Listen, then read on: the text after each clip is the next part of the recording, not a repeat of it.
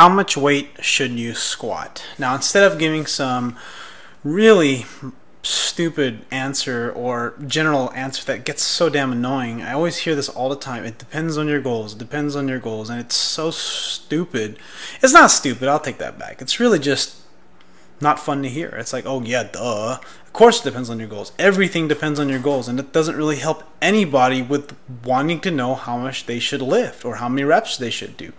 And a lot of the times the information tends to be so general that it's not even useful. So that's my little mini rant there. But let's talk about how much should you squat. And this will kind of give you an idea of sort of my viewpoint on training, programming, and then also how I train clients. And kind of what I like to do is essentially get people to squat for what their capabilities are based on their movement pattern. Because a lot of time people can't, for a lot of people that I train, they can't squat ass to grass. They can't squat below parallel easily. And a lot of times people have so many different bottlenecks that prevent them from getting down there. And when I say bottlenecks, that means it could be balance, it could be strength, it could be flexibility, a combination of all of those things. Could be fear of the weight, could be all kinds of stuff. Could be fear of hurting their back. I've had some clients like that.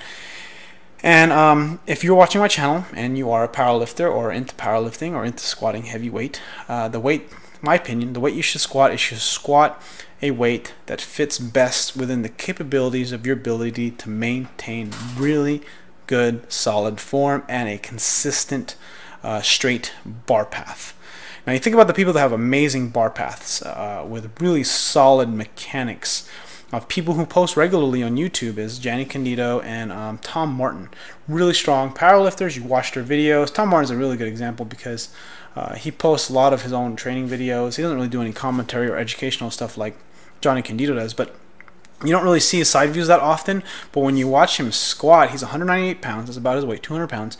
And he's squatting like 500 pounds for reps, 440 pause. I mean, he's just freaking ridiculously strong. And the only way you can squat that well is if your bar path is vertical. You can't get away with a good morning squat. And if you do, because remember that the best technique is going to allow you to squat the most amount of weight.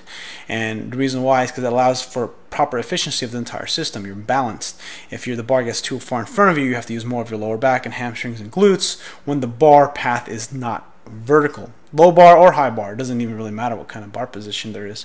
So again, let me repeat, the weight you should squat is the weight that will allow you to keep perfect, almost perfect form. There's always going to be degradations in form when you're lifting, but it's really about having that bar path, and having that bar path is one. Two would be making sure that you have minimal or very little butt wink. Three, you have a knee that tracks over the ankles. It's not going in or valgus, or have that causes medial knee pain or stresses the ACL joint. And a lot of this stuff will depend on the person. So you got to watch a person. I can watch people squat and I can see what their form is. But a lot of the time, I've had some people send me videos of their form, and it's just, again, I haven't been on really watching a whole lot of squat videos of like non-high level squatters, because obviously I watch mostly high level squatters that are really squatting ridiculously more weight than me. And some of the people that I train, when I watch them squat, there's a lot of flaws in it, and none of them are trying to get really strong really fast. But one of the biggest challenges with the people that I train is squatting parallel. That's just a very difficult challenge. So there's lots of different ways I do it. I mean, one lady who wanted to improve her squat, improve her glutes, I simply was having her squat high. I had her squat on a higher box, basically a little bit above parallel. And then eventually what I would have her do is I'd have her box squat to below parallel with very light weight. And we kind of make progressions like that back and forth until she can get to a point where she can squat with just a bar past parallel. And that took a lot of time. That took a few months. It took about 3 months to get there. And it took a while. If she, just hypothetically, if she wanted to be a powerlifter, and that's what was her goal, that's not her goal, but if it was her goal, we would pretty much spend almost all our sessions squatting, or a lot of our sessions squatting. Well, the problem is you can't really get as an effective a workout, or you won't get that pump that clients are looking for, right? That really tightness in their muscles, because that's what people want. Of course, people will argue, well, maybe you should train them this way. Well, I'm not here to argue this debate. A lot of the time, people are not trying to become powerlifters. They're just trying to improve how they look. How much they squat is almost like they don't even care. It's just a measuring tool. In our case, in my case, why you're watching my channel probably is because you want to get better at squatting so that you can squat more weight. Maybe you want bigger legs, but you're interested in powerlifting, or you are a powerlifter and you want to get better. And I think it's just kind of finding that right weight and squatting it multiple times to allow you with the perfect form, just outside of your form breakdown, just outside. So basically, think of it like this.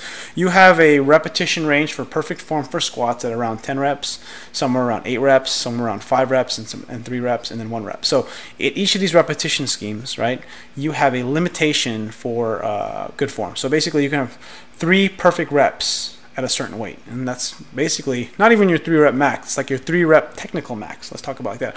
Or maybe not your 5 rep max, but your 5 rep technical max, just before you start to lose good bar position. And this is very, very subjective, because it's something that will change week to week depending on flexibility. If you've been improving your mobility, a lot of your movement will change very gradually. It's such a individual thing that happens over time, and you should find the weight that allows you to challenge yourself to maintain a certain position, but also be aware when you lose position.